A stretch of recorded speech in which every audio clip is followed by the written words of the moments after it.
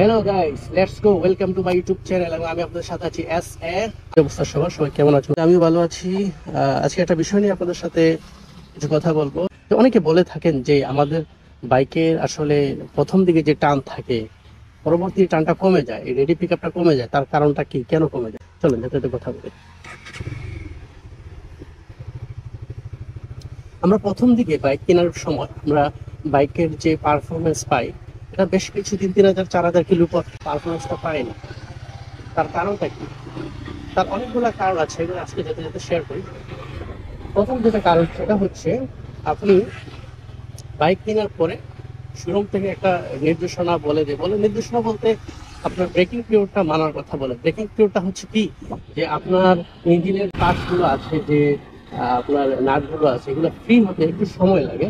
তো আপনি কেনার পরে যে ব্রেকিং পিরিয়ড না মানে, ব্রেকিং পিরিয়ডটা আপনার সাইডের ভিতরে 50-এর ভিতরে চালানোর কথা বলে, এরকম 1000 বা 1500 কিলো চালানোর কথা বলে। তো আমরা করি কি, বাইকের মধ্যে উঠে একদম উড়াদুরা মনে করেন যে টান দিতে থাকি। ভিতরের পার্টসগুলো আপনার ফ্রি হতে একটু সময় লাগে। আর একটা বিষয় হচ্ছে যে আপনার ভালো মানের ফুয়েল নিতে হবে। এখন আপনি এমন একটা জায়গা থেকে ফুয়েল নিছেন, ওই জায়গার মধ্যে দেখা যায় যে ফুয়েলের মধ্যে পানি মিক্স করা আছে। এখন ভাই, গাড়ি তো চলে, আপনার বাইক তো চলে, গাড়ি ইঞ্জিন যেগুলো আছে, ইঞ্জিনগুলো তো চলে আপনার তেল দিয়ে, পানি দিয়ে তো চলবে না। তো আপনার তেলের মধ্যে যদি ভেজাল থাকে, তখন আপনি পারফরমেন্স পাবেন না, স্বাভাবিক এটা ড্রপ করবেই। এটা হলো একটা বিষয়। আরেকটা বিষয় হচ্ছে, আপনার বাইকের প্রতি যত্নবান হতে হবে।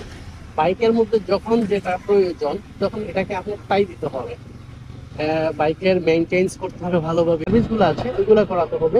তারপর খুঁটিনাটি যে বিষয়গুলো থাকে, যেমন আপনার ক্লাসটা ঠিক আছে কিনা, আপনার থ্রটলটা ঠিক মতো স্মুথ আছে কিনা, এগুলো আপনি খেয়াল করতে হবে। তারপরে আপনার হচ্ছে এয়ার ফিল্টার দেখতে হবে, এয়ার ফিল্টার ক্লিন আছে কিনা। অনেকে আবার বলে মাইলেজ ভালো পায় না। মাইলেজ ভালো পাবেন না কেন?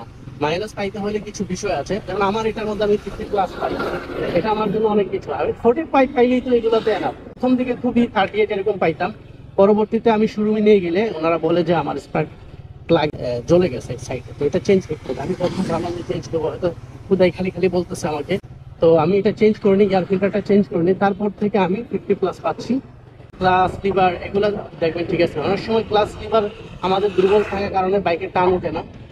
ক্লাস লিভারটা দুর্বল কিভাবে, যে আমি হাফ ক্লাসে এই এই এই যদি চালাই, এতে করে আমার ক্লাস লিভারটা জ্বলে যাবে, দ্রুত ক্ষয় হবে। আর যত বেশি ক্ষয় হয়ে যাবে, তত আমি রেডি পিক আপটা খুব কমই পাবো।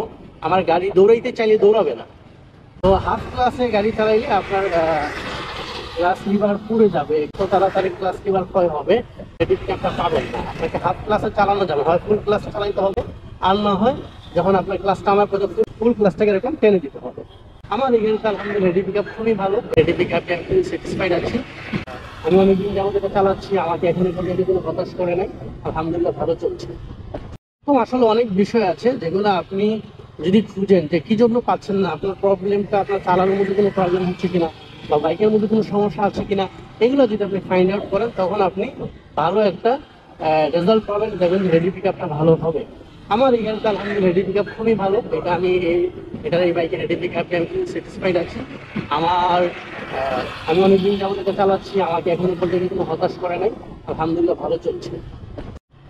তো এগুলো মেনে চলে আশা করি আপনার এই সমস্যাগুলোর সমাধান হয়ে যাবে। তো সবাই ভালো থাকুন, সুস্থ থাকুন। আবারও দেখা হবে নেক্সট ভিডিওতে। আল্লাহ হাফিজ।